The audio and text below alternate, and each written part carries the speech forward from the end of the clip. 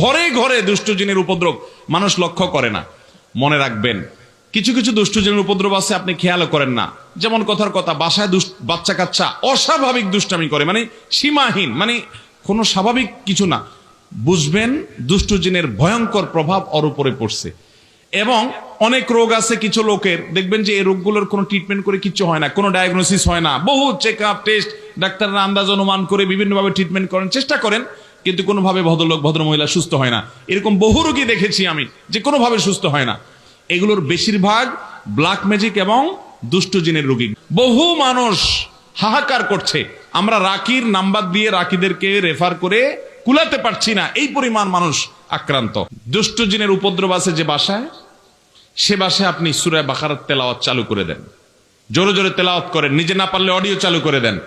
আমি নিজের চোখে বহুবার দেখেছি যে অস্বাভাবিক আচরণ বাচ্চাদের, এটা সেটা, রুকিয়া চলছে, তেলাওয়াত চলছে, ভালো হয়ে গেছে।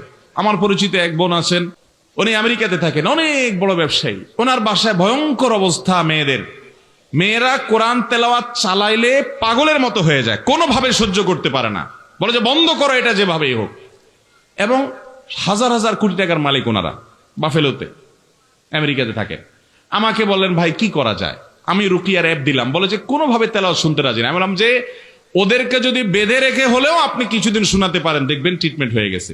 কয়েকদিন আগে আমাকে জানালেন যে ভাই, আপনি না দেখলে বিশ্বাস করবেন না যে আমার মেয়েরা এখন এতটা স্বাভাবিক হয়ে গেছে যে কোরআন তেলাওয়াত শোনা ছাড়া এখন ওরা ঠিক থাকতে পারে না, কিন্তু প্রথম সহ্য করতে পারতো না। আমি শপথ করে বলছি, আল্লাহর কালামের মিরাকল যদি দেখতে চান, তাহলে দুষ্ট জিনের উপদ্রব আছে এবং অস্বাভাবিক বাসা ভিতরে সমস্যা, রোগ বালাই আছে, ব্ল্যাক ম্যাজিক আছে। কোরআন তেলাওয়াত শুনতে থাকেন, একদিন দুই দিন না, অনবরত আপনি ফিল করবেন যে কিভাবে আল্লাহর কুদরত জাহির হয়, কিভাবে শয়তান পালায়। আল্লাহ আমাদেরকে বুঝার তৌফিক দান করুন।